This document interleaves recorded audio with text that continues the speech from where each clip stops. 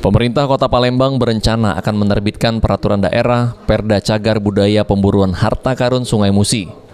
Perda tersebut salah satu upaya pemerintah melindungi harta karun di Sungai Musi.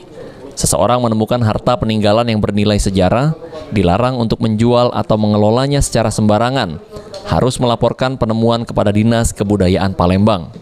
Kepala Balai Arkeologi Sumatera Selatan Budi Wiyana meragukan temuan peninggalan Kerajaan Sriwijaya di Sungai Musi disebut sebagai harta karun. Menurutnya, temuan ini merupakan benda bersejarah yang memiliki arti penting untuk membuat rekonstruksi atas apa yang terjadi di masa lalu.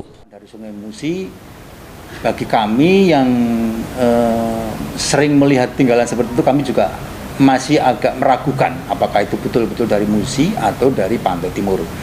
Karena berdasarkan penelitian yang Balai Arkeologi Sumatera Selatan lakukan dari tahun 2000 sampai 2019, itu kami juga sering mendata tinggalan tersebut. Apakah sebetulnya itu tinggalan dari Pantai Timur yang diklaim sebagai tinggalan dari Sungai Musi.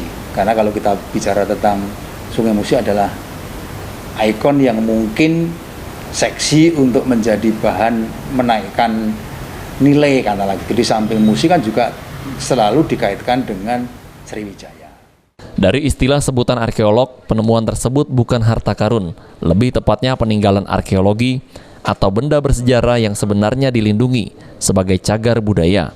Oleh karena itu, warga diminta menemukan benda bersejarah, segera menghubungi Balai Arkeologi atau Balai Pelestarian di wilayah setempat. Abidin Triwanto, PAL TV.